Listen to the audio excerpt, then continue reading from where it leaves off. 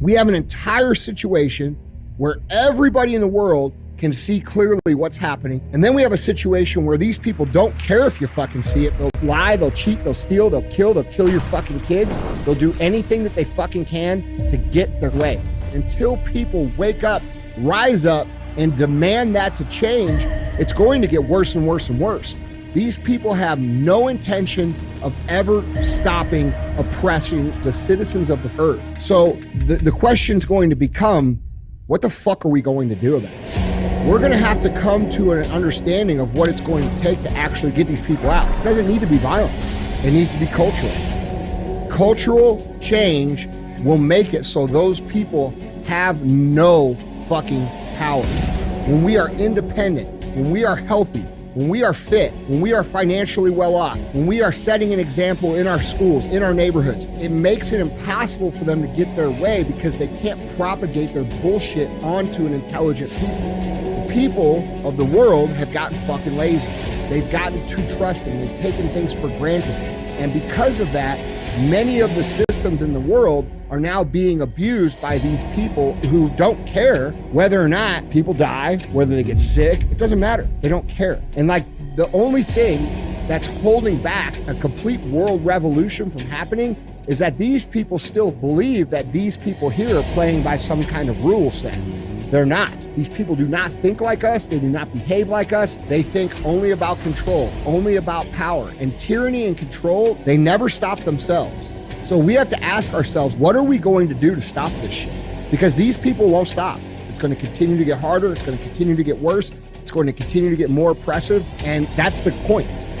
While these people are causing chaos and damage, they are counting on for us to beg for their solution and to accept it. But the truth is, we don't have to accept it. We can choose to see this as an opportunity, especially Americans here, to actually redraw and redesign the country the way it's supposed to be. We actually have an opportunity now to really gain people's attention to understanding that we could redesign America in a way that it's intended to be. And we need to build a movement that starts from the ground up, that demands that America actually become the way it's supposed to be. And I think it's long overdue that we, the people in this country, take that shit back and make it fucking ours.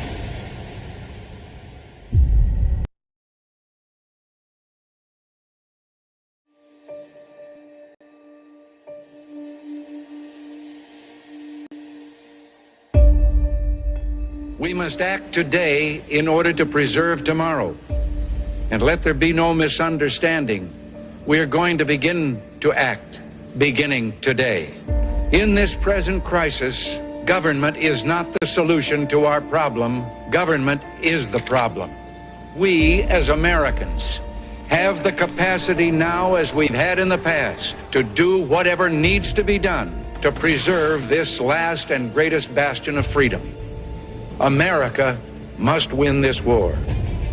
From time to time, we've been tempted to believe that society has become too complex to be managed by self-rule, that government by an elite group is superior. We are a nation that has a government, not the other way around. Our government has no power except that granted it by the people. It is time to check and reverse the growth of government, which shows signs of having grown beyond the consent of the governed, and to demand recognition of the distinction between the powers granted to the federal government and those reserved to the people. The crisis we're facing today does not require of us the kind of sacrifice so many thousands of others were called upon to make. It does require, however, our best effort and our willingness to believe in ourselves and to believe in our capacity to perform great deeds. The solutions we seek must be equitable, with no one group singled out to pay a higher price. That we are a united people, to believe that together, with God's help, we can and will resolve the problems which now confront us. And after all, why shouldn't we believe that? We are Americans. For the people, by the people. Zo hoort dat, mensen. Zo hoort dat. Voor en door de mensen. En niet een of ander politieke kartel niet allemaal voor ons beslist. Hallo allemaal, daar zijn we er weer.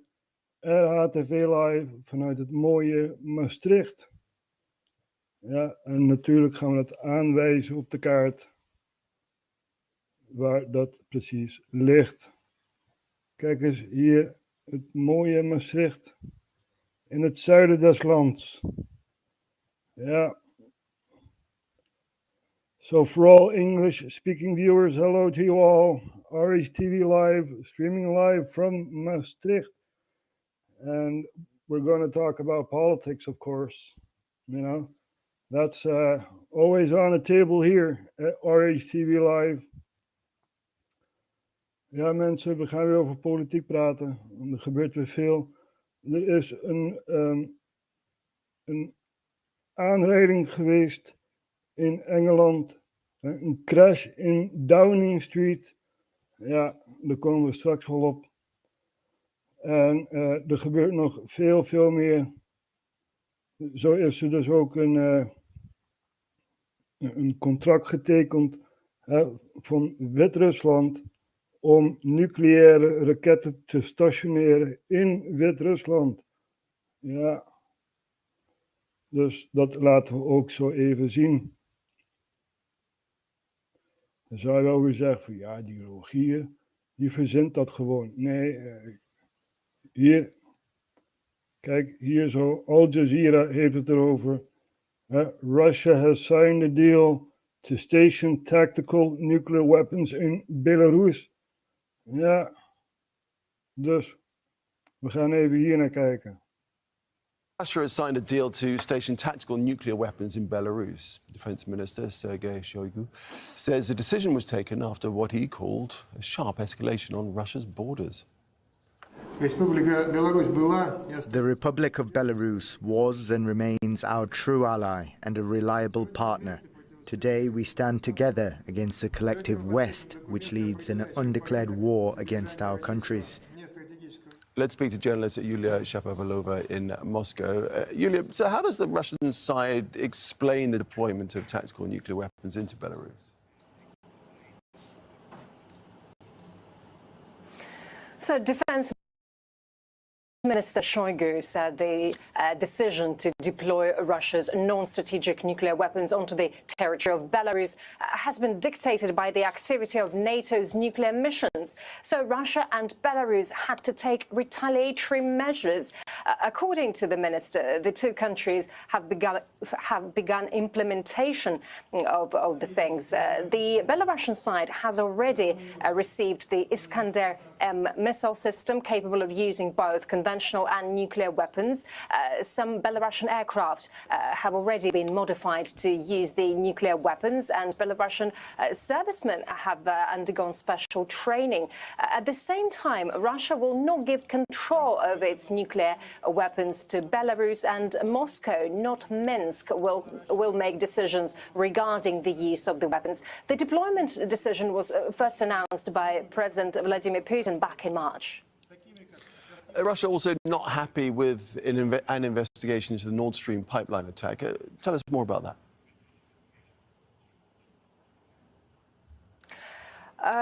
The Russian Foreign Ministry expressed its protest about the complete absence of results in the investigation. That's according to them, of course, presumably carried out by the authorities of all of those countries. We're talking about Germany, Denmark and Sweden. We obviously talk about the investigation regarding the sabotage at the Nord Stream gas pipelines in September 2022. The Foreign Ministry also noted the inability of those countries to ensure the transparency of the investigative actions. Russia demanded to conduct an open investigation with the participation of representatives of the Russian authorities and the authorities of Gazprom, but those demands and no's have been ignored. Russia also blamed those countries for trying to hide true perpetrators of the crime. And at the same time, the Russian Foreign Ministry expressed hope to continue to influence the authorities of Germany, Denmark and Sweden to make them conduct an objective and transparent investigation of the sabotage on the Nord Stream 1 and Nord Stream 2 gas pipeline, with the participation and involvement of Russia, of course. Julia, thanks for that. Julia Shapovalova reporting from Moscow.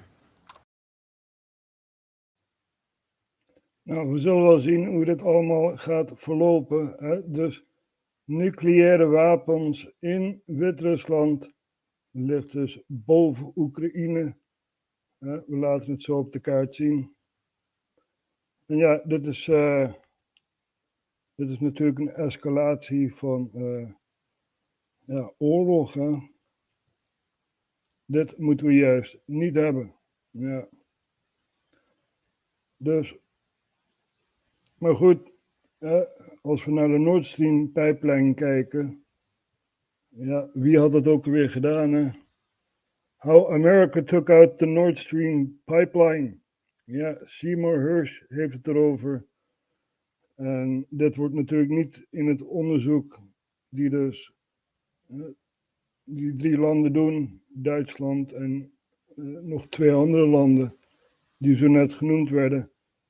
Ja, die betrekken dit natuurlijk niet in het onderzoek. Ja, er wordt helemaal links gelaten. Hoewel Seymour Hersh toch wel een award-winning, prize-winning, Pulitzer-winning, bedoel ik, journalist is. Die heeft heel veel prijzen gewonnen en ja, toch een heel betrouwbaar iemand. En ja, het is jammer dat het niet, dat hier niet naar gekeken wordt. Ja, erg jammer.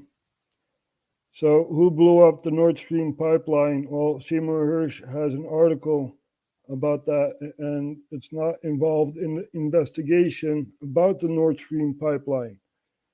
Now, you've heard about the tactical nukes, placed in Belarus. We'll show you on the map where that is.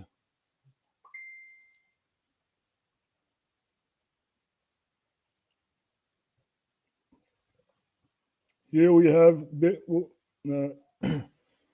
have Belarus, which is above Ukraine, right next to Russia. Used to be Russian. And now there are tactical nukes in Belarus. Ja, zo gaat het, mensen. Een escalatie van de oorlog. We weten ook dat er in Belgorod aangevallen werd door een proxy die dus aanwezig is in Oekraïne. Het zijn 2 proxies. Het zijn dan zogenaamde Russen die dan tegen Rusland strijden. Ja, dus dat is ook erg interessant. Even kijken. De Duran is ook een goede kanaal om te volgen. Die heeft het erover, over de aanval in Rusland. En dat gaan we ook zo even bekijken. Ja.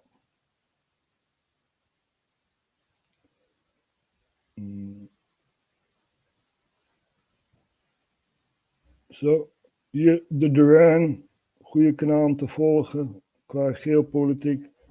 Altijd interessant. We gaan een stukje hier naar kijken. All right, Alexander, let's talk about the invasion of Russia.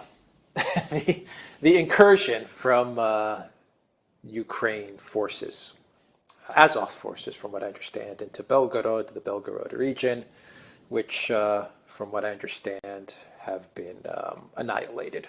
Around 47 soldiers, tanks, artillery vehicles. The Russians have either captured them or destroyed them, and it was about a one-day incursion, which, as anyone would expect, failed miserably. But I think that it accomplished its main goal, which was to divert attention away from Bakhmut.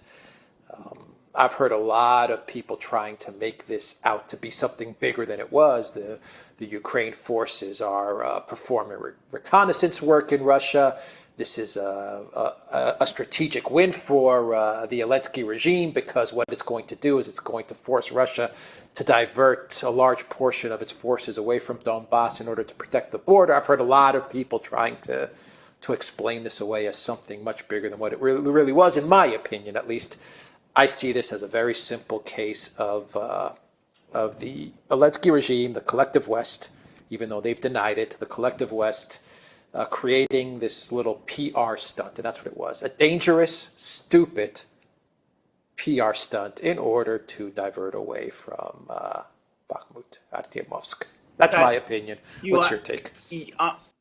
My opinion is exactly the same as yours. I don't disagree with any part of what you said.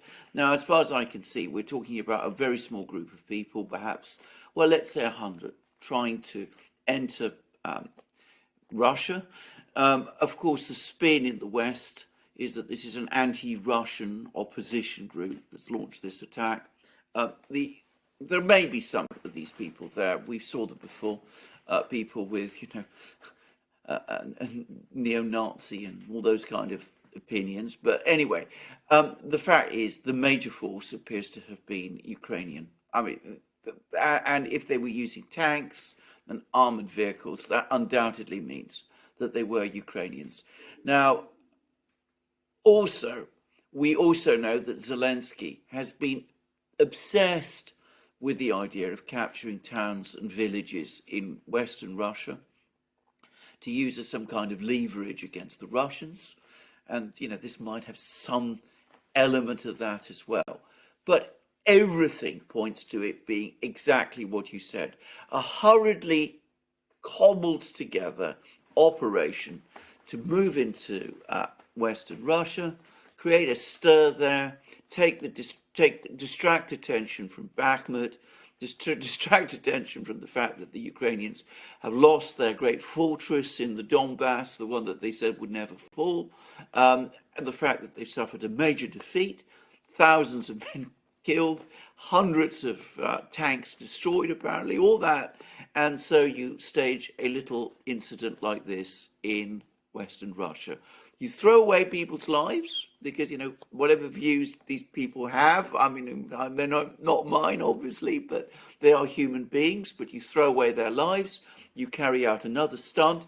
And by the way, what Alex was saying about, the propaganda side of this, you also hone away at all your usual propaganda tools, lots of fake stories, helicopters shot down, a small town supposedly captured, panic in Belgorod city, people fleeing, all of this, none of that is true. But as I said, it's all the headlines, it's all in the media. So people believe it, and it makes sense as if it was true. This is a minor incident in military terms. This is a non-story, but it served its purpose. It's done its job. People are talking about something else instead of Bakhmut. Yeah, from an SMO, military strategic conflict point of view, this is a nothing burger. It served zero purpose to help Ukraine's cause along in fighting the war with Russia. It did nothing.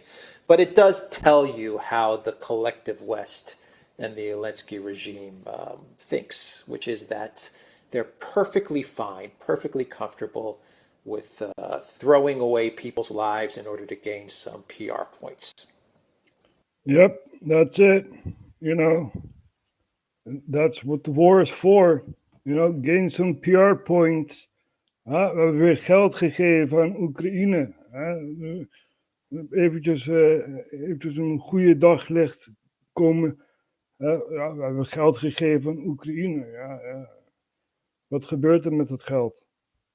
Hoeveel mensen gaan daardoor dood? Ja, dat weten we niet. We weten niet wat er met het geld gebeurt. We weten niet waar het naartoe gaat. We weten niet hoeveel mensen er aan dood gaan. En noem het allemaal op. Maar we hebben geld gegeven aan Oekraïne. Ja. En zij offeren hun eigen bevolking op. Ze vallen zelfs hun eigen bevolking aan. kijk, deze oorlog, dat is eigenlijk al vanaf 2014 bezig, hè. Je hebt dus een coupe-regering. Moet je eens voorstellen dat hier in Nederland een coupe-regering aan de macht komt. En die zegt van, die Limburgers, daar zo, hè, die hebben een zachte G. Ja, die moeten we aanpakken. En dan komen ze hier met een leger aan en zoiets allemaal. Ja, heel veel mensen die zullen gaan vluchten, maar er zijn ook mensen die zullen gaan vechten. Die zeggen van, hé, dit is mijn grond.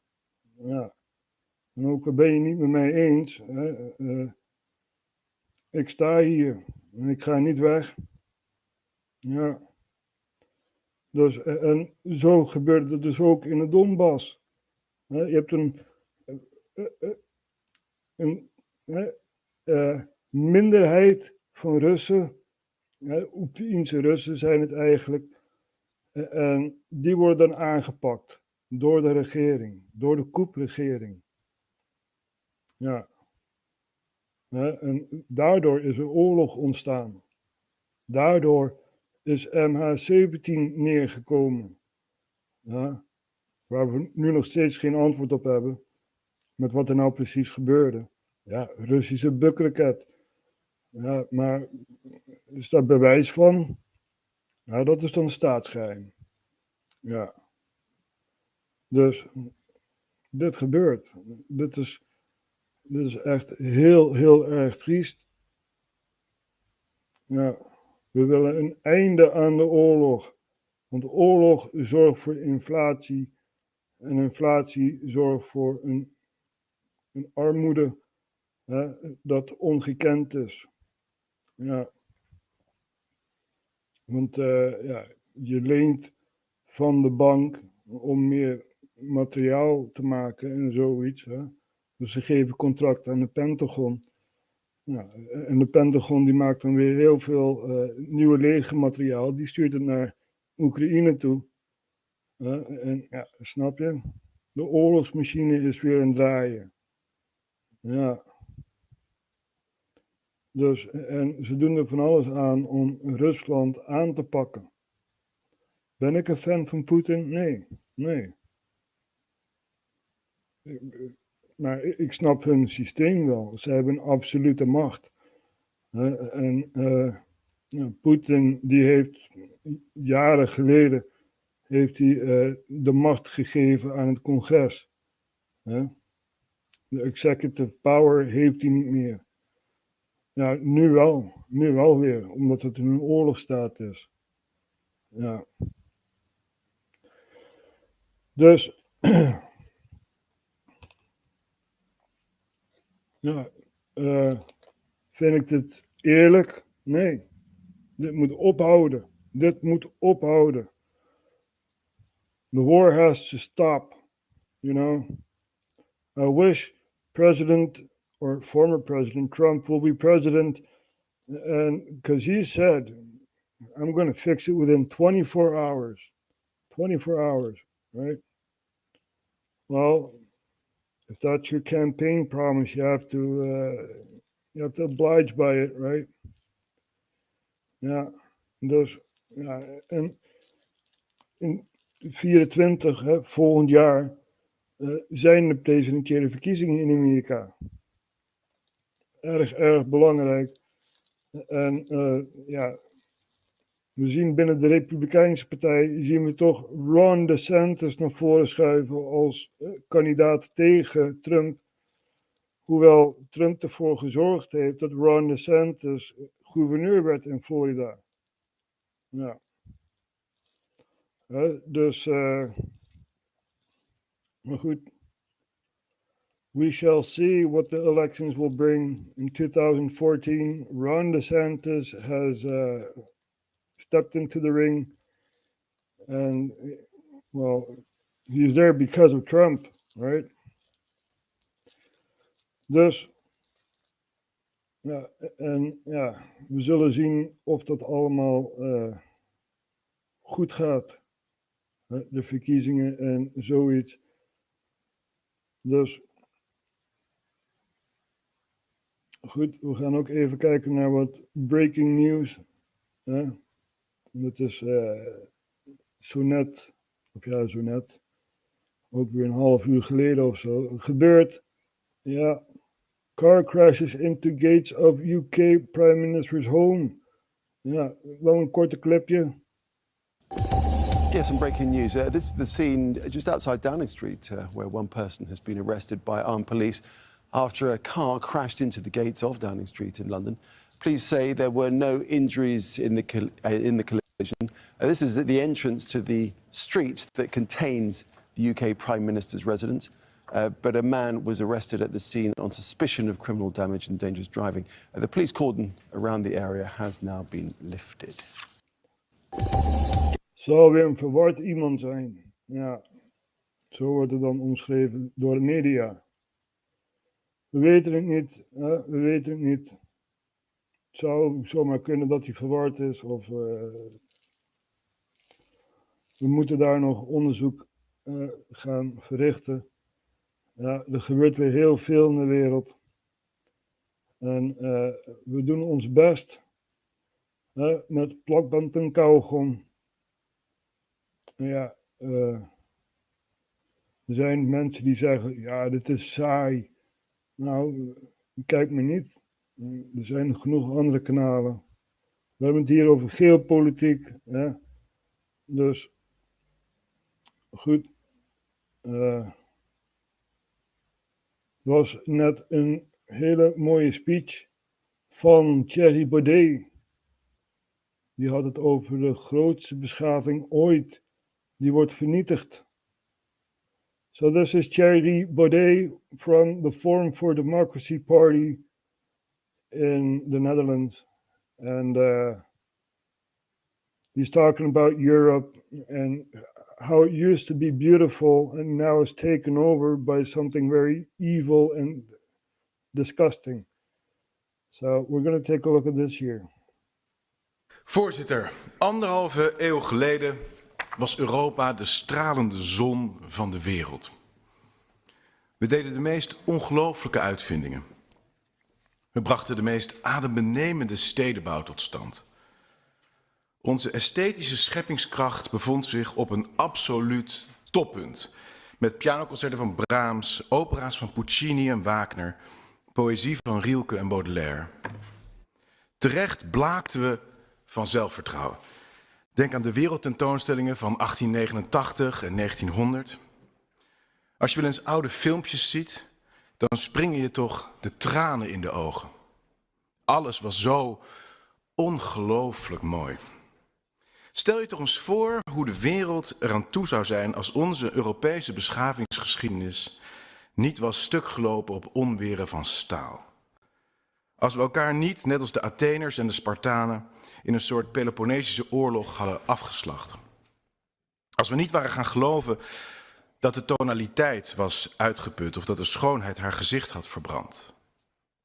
Ja, als ondermijnende ideologieën zoals die van de Frankfurter Schule, zoals de Filosofie der Neuen Musik van Adorno of Eros en Civilisatie van Marcuse geen greep hadden gekregen op onze instituties, onze intellectuelen, onze politici. Stel je voor dat de beschaving, die begint bij Odysseus en doorloopt tot Ulysses, de beschaving van Augustus, Augustinus en Althusius, van Giotto en Don Giovanni, was voortgegaan. Waar stonden we dan? Dan zag de hele wereld eruit als Amsterdam, Parijs en Rome. Dan waren we nu de nabijgelegen delen van ons zonnestelsel aan het koloniseren geweest. Dan werd iedereen minstens 120, hadden we de erfelijke ziektes uitgebannen en bestond er geen honger op aarde.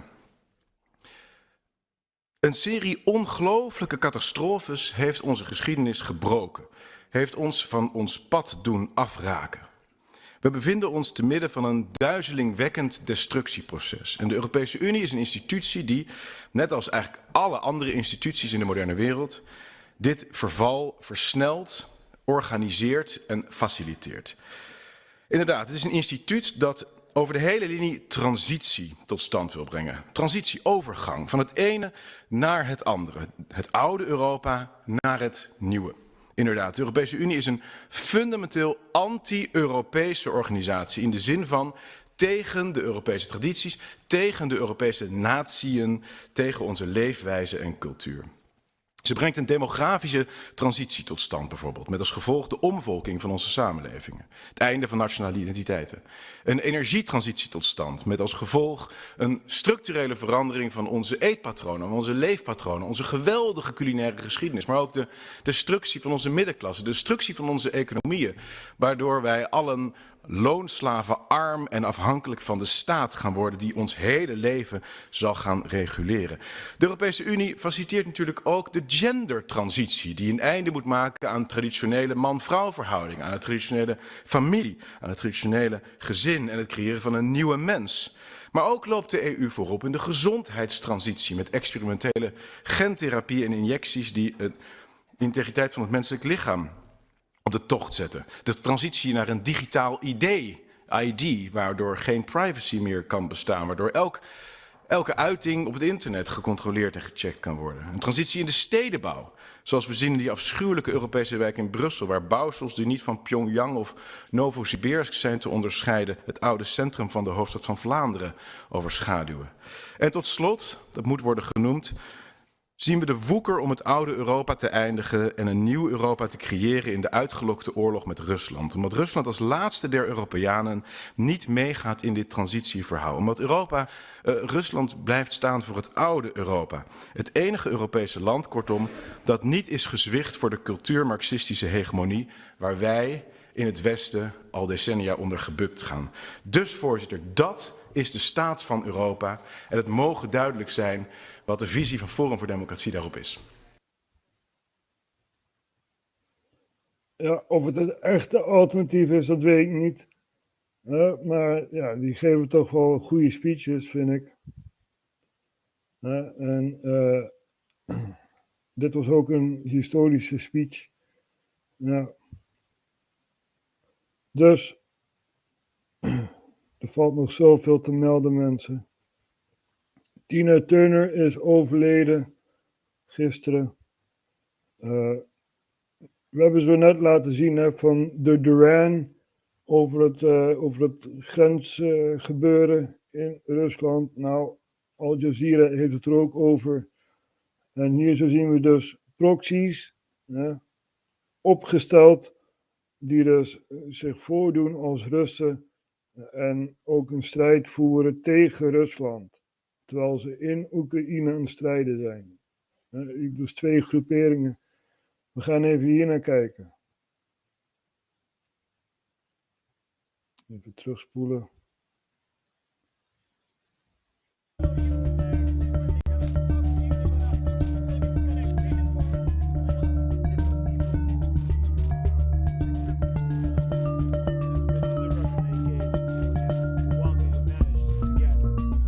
Наши дальнейшие планы – это новые территории Российской Федерации, в которые мы будем обязательно заходить. По большому счету вам нужно набраться совсем чуть-чуть терпения, подождать буквально. Zo goed is mijn Russisch niet.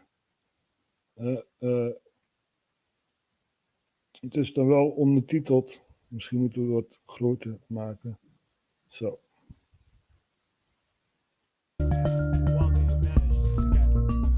Наши дальнейшие планы – это новые. Our future plans are about new territories of the Russian Federation. Ze willen dus gebied inpikken van de Russische Federatie. Территории Российской Федерации, в которые мы будем обязательно заходить. По большому счету вам нужно набраться совсем чуть-чуть терпения, подождать буквально пару дней, и я думаю, вы снова нас увидите на той стороне. Dat zijn dus de 2 proxies die onder de vlag van Oekraïne Rusland aanvallen. Ja. Dus ja.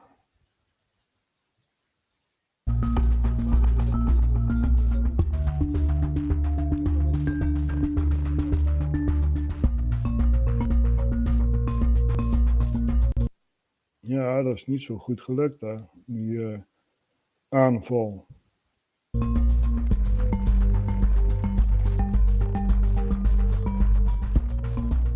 We are not involved in any internal events in Russia. Yeah, right. Right. What about the bombing in St. Petersburg? Hmm?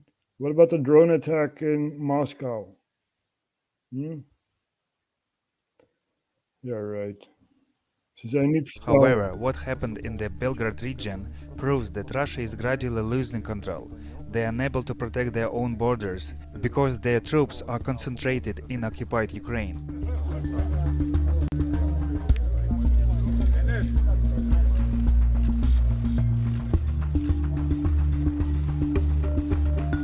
Dit was gewoon weer een aanval om even in de media te komen. Kijk, we hebben Rusland aangevallen. En NATO, die dus wapens levert aan Oekraïne, die zegt dat Oekraïne Rusland niet aanvalt. Ja? Dus dit gebeurt allemaal, mensen.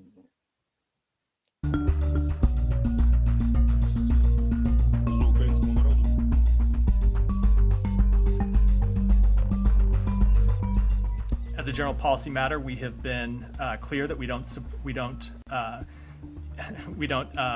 support the use of U.S.-made equipment being used for attacks inside of Russia, and we're looking into the reports, but we have not reached any conclusions at this time. Wait a minute, you haven't come to a conclusion.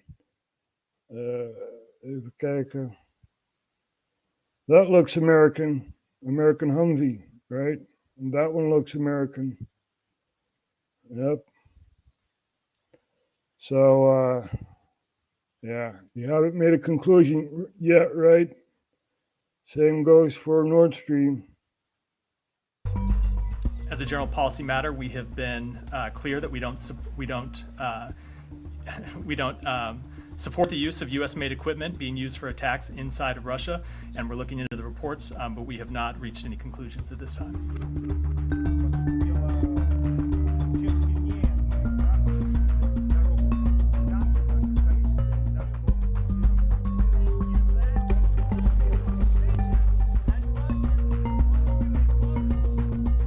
Да, есть достаточно американской техники, которая была добыта в бою в Бахмуте российской стороной, она переходит из рук в руки, вот, поэтому таким вещам не стоит удивляться. Да. Те же броневики можно купить на черном рынке, на частном рынке, то есть это не является чем-то там супер-сверхсекретным. Ja, mensen, dat gebeurt allemaal. Ze krijgen Amerikaanse wapens en noem het allemaal op. Vallen Rusland aan. En ja, Amerika houdt zich een beetje afzijdig hiervan. Zoiets van, ja, we doen niks hoor, we doen niks. Geschiedenis zal het uitwijzen. We weten wel wat er tussen Irak en Iran gebeurde. Dat weten we ondertussen wel. Ja. Nee, weten jullie dat niet? Iran-Contra. Nou, dat gaan we dan opzoeken. Hè? Iran-Contra. Zo. En dat laten we dan ook zien. De Iran-Contra-affaire. Ja. Want wat gebeurde er toen? De Shah werd omvergeworpen in Iran. Ja, en Saddam Hussein zag zijn kans om de Iraanse revolutie de kiem te smoren. Dus Irak valt Iran aan. Amerika faciliteert Irak met wapens. Ze zeggen ondertussen, van ja, wij faciliteren Iran niet, hè? Dat doen we niet. Nee, dat doen we niet. Bleek dus van wel. Ja. En dat is dan de Iran-Contra-affaire. Ja, ze hebben wel Iran gefaciliteerd met wapens en zoiets.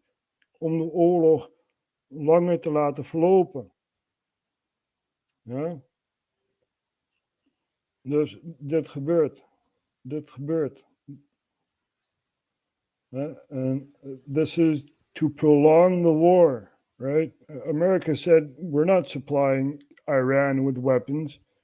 Nope, we're not doing that. Yeah, right. Came out that they did. They did. Ja, mensen, dit gebeurt allemaal. Ik verzin hier niks, hè. Dit gebeurt daadwerkelijk. This is really happening. I'm not making this up.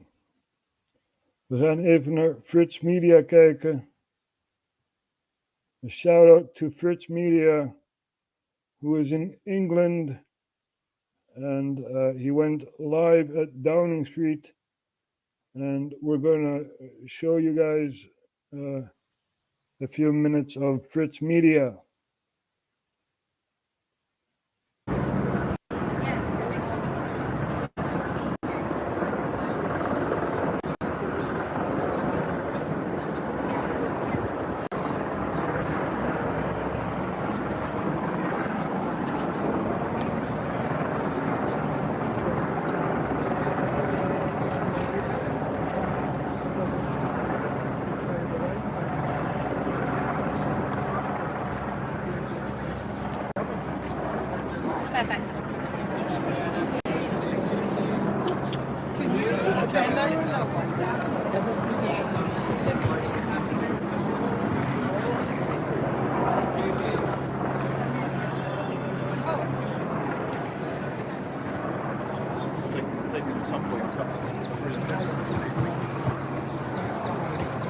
So someone drove into Downing Street, where the Prime Minister is.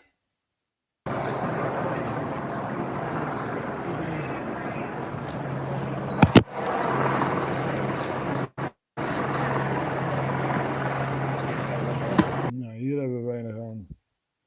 Zo, een beetje doorspoelen.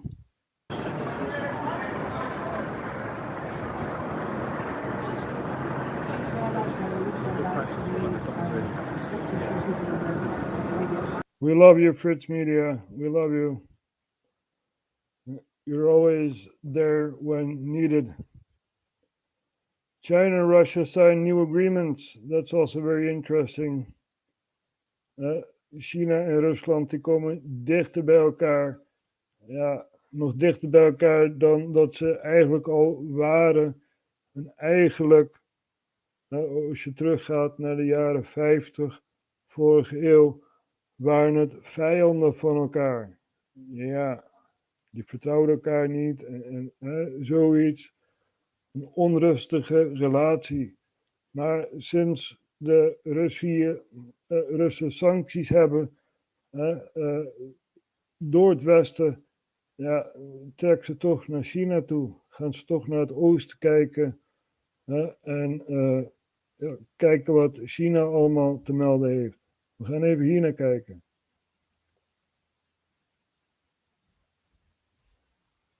Official to visit China since Russia invaded Ukraine. Beijing is strengthening ties with Moscow despite criticism from the West. Meeting President Xi Jinping on Wednesday, Mishustin said relations had reached an unprecedented high. The two sides signed agreements to deepen cooperation in trade, services, agriculture and sports. On Tuesday, Mishustin opened a business forum in Shanghai, attended by about 500 Russian delegates. Trade between the two soared by 30% in 2022. Mishustin says it could reach $200 billion this year. With plans to increase Russian exports of grain and energy and manufacture more Chinese cars in Russia. Moscow is increasingly using the yuan and sells oil and gas to Beijing at a bargain price. Analysts say Russia is more dependent on China than ever before. It's definitely fair to say that it's an unequal partnership for sure. It's important to remember that even prior to the Ukraine invasion, the Russian economy was orders of magnitude smaller than the Chinese economy.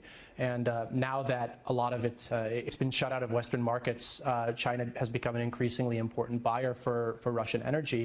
But while there are benefits, there are also liabilities. The friendship has damaged Beijing's reputation in Europe, and China's special envoy is now working to repair it. This past week, Li Hui has visited Ukraine, Poland and France. Officials say his tour is a mission of peace, though Kiev says it won't accept any ceasefire that involves losing territory to Russia. The visit follows the G7 summit in Japan, where where Western leaders repeated condemnation of Russia's invasion, something Beijing has refused to do, saying it's neutral in the conflict. Xi Jinping declared a no-limits partnership with Russia before the war. He needs Putin's support in what he's described as an ideological struggle with the US and its allies. But this partnership does have limits. China's economy depends on the West, and it must be careful to comply with international sanctions. You're walking on tightrope, Mr. Xi Jinping. So this is happening, people, you know. Russia is getting closer to China because of all these sanctions and stuff like that. Het is echt heel triest. Ja, maar dit gebeurt. En ja, we houden een oogje in het zeilen. We're watching the situation, and there's a lot happening in the world. As I've said before in another episode, we're also watching Sudan. And Sudan had a ceasefire, and the ceasefire is not really working out well. So we're going to watch some of that. Ja, we gaan ook even naar Sudan kijken. Er is een wapenstilstand. En ja, dat lukt niet echt, hè, dat wapenstilstand. We hebben het al eerder over gehad. Tenuous ceasefire in Sudan offers some needed relief after weeks of brutal fighting.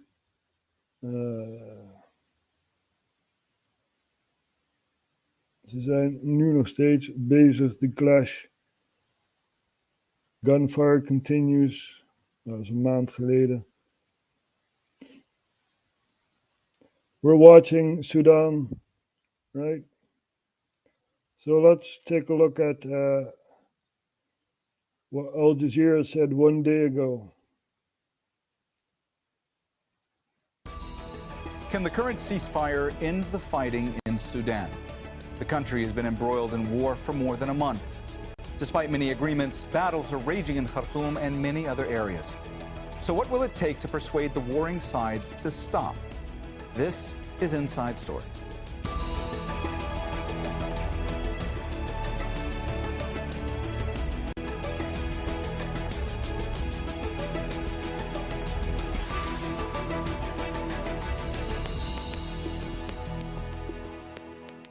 Hello and welcome to the program. I'm Mohammed Jamjoom.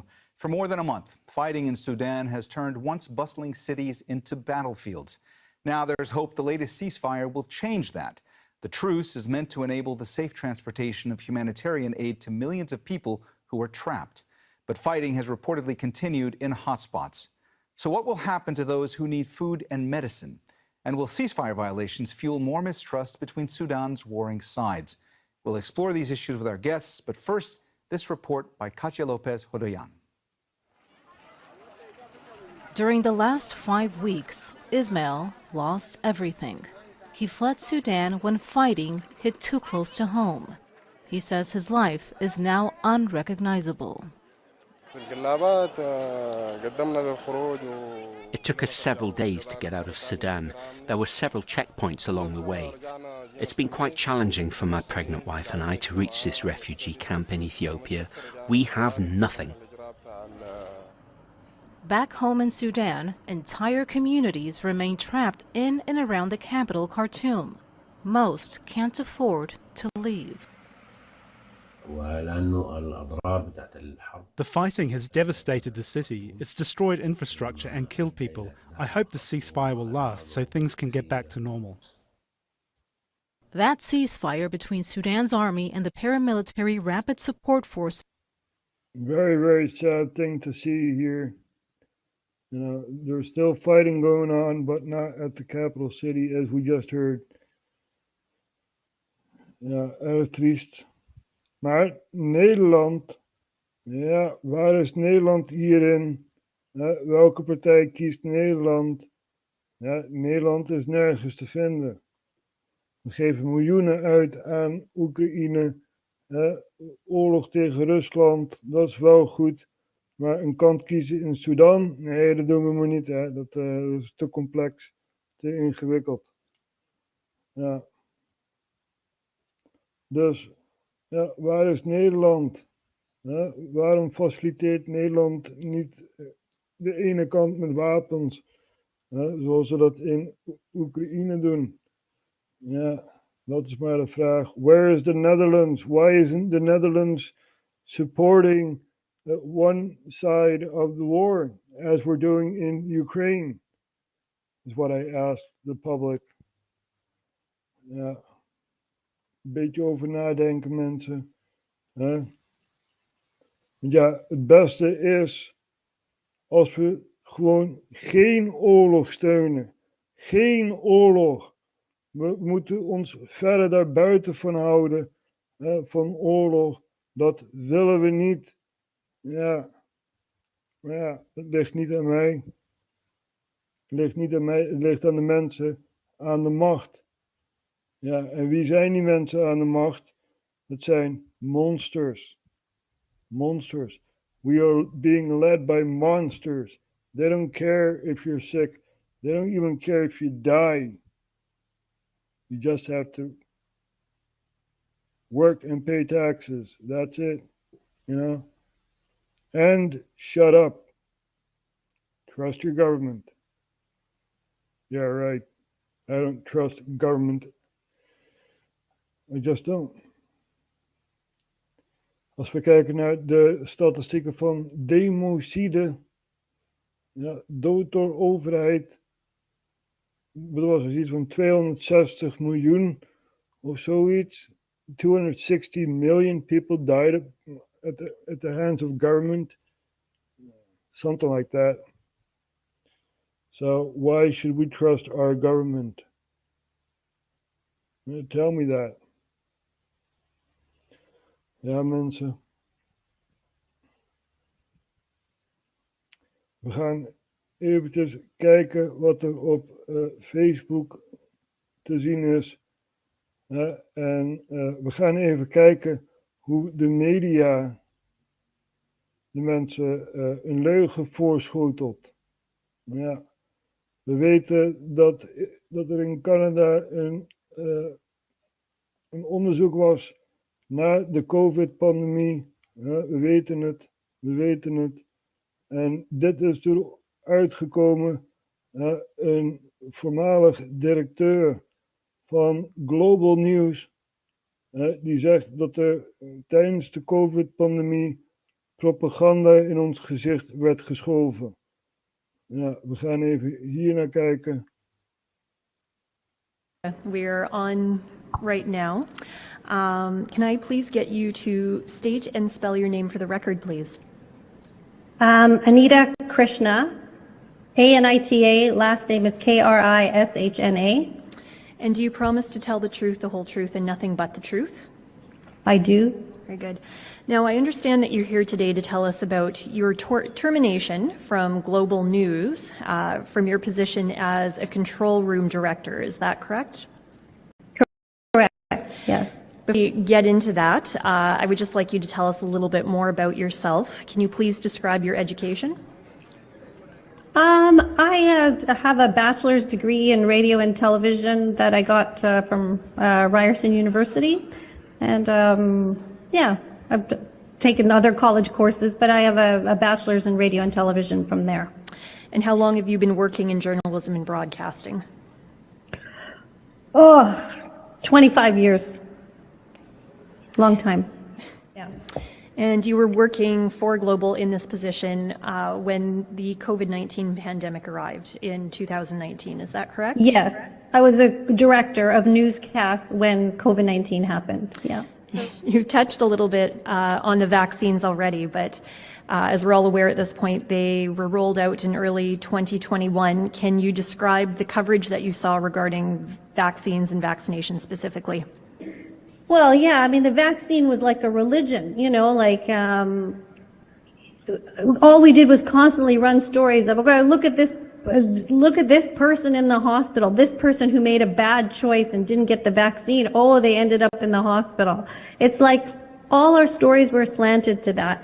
Everything we were saying was pandemic of the unvaccinated. If you're unvaccinated, you'll be holding everybody back.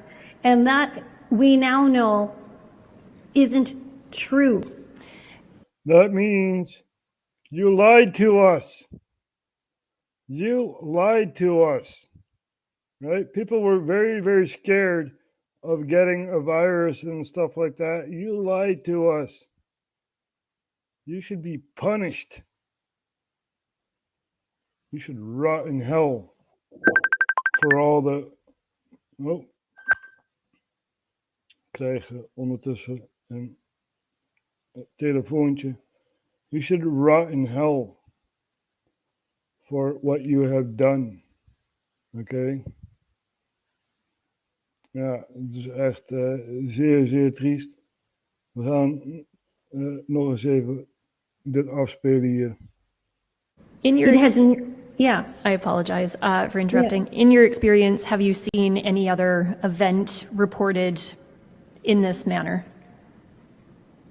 I've never seen an event in my life where you cannot go to someone to talk about it, like a senior producer, like a news director, and express your concern. They would be open to your concerns. You know, they would be, if you had a news tip to give someone, they would at least take it on board. They wouldn't say, no, stop talking. I don't know how many times there I was told to stop talking about something. So there's an absolute reluctance to provide accurate information and to cover things that you should be doing that could help you.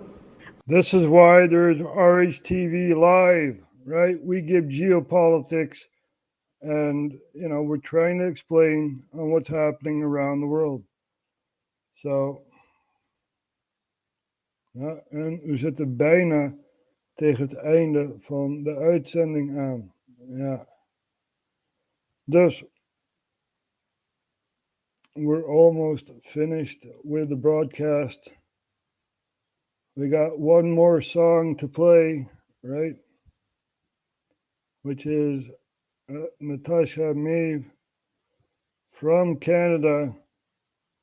And we're going to show you the song that she sang, a rap song. Ja, daar sluiten we mee af, mensen. De rapliedje van Natasha Maeve. Zo, kijk eens aan. Daar, keep your spirit up.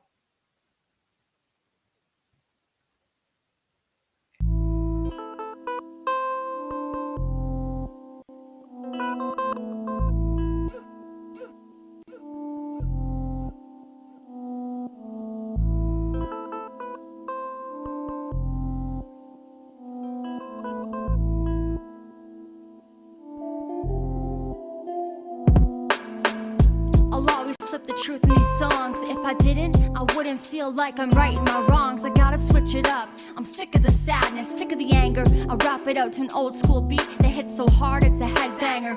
I'm breaking free. I was trapped in the everyday chamber. I escaped now. Now you can dance for the remainder of this tape now. I'm lighting in the mood because we gotta keep in shape. Keep the balance while we stay awake. Make no mistake, don't pretend that it's all good, but don't think that it's all bad. There's a lot of love, a lot of light, a lot of memories to be made and good times to be had. I wanna bring back that boom bap, dance your ass off all night. Real dancing while you're free, not twerk and treat you like a rag doll. You're acting brain dead, I'm done with Sergio. That's what Jane said. I watched a flake fall, and I know it's time to live our lives like it's our last day. Humans are treating Mother Earth like she's an ashtray. They won't make it home on the last train. Where we going? I don't know. I don't have the answer. I just know that this matrix is a fucking lie. So I'm getting out and I'm living life. The trees, the breeze, the rocks, the plants, the medicine, the dirt, the water. I am Mother Earth's daughter. Too smart to be a victim of the slaughter. And this beat, could it get any hotter? You know I love the fire because I get to watch it all burn down this phony ass empire. I love the fire cause we get to watch it all burn down this phony ass empire. So love the fire. Keep your mind sharp, keep your body strong, keep your lips smiling, keep your eyes brightened, keep your spirit up, up, up, keep your spirit up, keep your spirit up, up, up, keep your mind sharp, keep your body strong, keep your lips smiling, keep your eyes brightened, keep your spirit up, up, up, keep your spirit up, keep your spirit up, up, up, keep your heart loving, keep it light. Bump to this heavy beat and let the pain and the energy that you don't need escape and be free. It's alright. You can use this music as your therapy. Every time the snare hits, it's clearing your body and your mind from the trash you don't need. It's magic, it's alchemy. Just put a little trust in me. I got you. Most of my life, no one had me. Now I can see exactly what we all need. So let it go, bob your head, dance it out. Feel these words in every cell of your body. Feel these words, feel these words, feel these words. Goodbye pain, goodbye to the thoughts that don't serve my brain. Goodbye to the doubt, I don't doubt myself. Those days are long gone, I live for the earth. Life goes on, goodbye lies. Goodbye to the shitty parts of yesterday. They do nothing for us, it's a new day. Hello, good times, hello to the laughs. The strength, the self-love, the smell of the flowers, the sunshine, the warmth of a fire on a cold day. Fuck the future, fuck the old days. Hello to now, right now, right now. It's all about now. So stay in the moment and keep your mind sharp. Keep your body strong, keep your lips smiling, keep your eyes brightened, keep your spirit up, up, up, keep your spirit up, keep your spirit up, up, up, keep your mind sharp, keep your body strong, keep your lips smiling, keep your eyes brightened, keep your spirit up, up, up, keep your spirit up, keep your spirit up, up, up. Keep your heart loving, keep it light.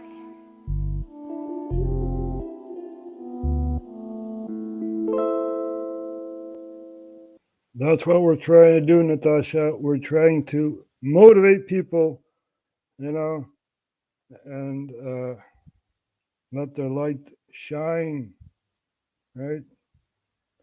That's what's needed. Ja.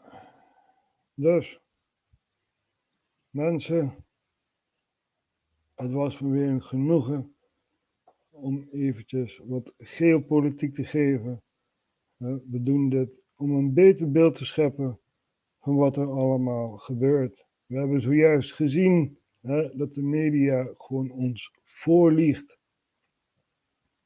Sterker nog, wij zijn de media. We are the media, right? We are the media. Not NOS, not CNN, not all those other affiliations. We are the media. And we know what's going on in the world. We know what's going on. I thank you all for watching. I'll see you guys next time. En fijne avond. En tot de volgende.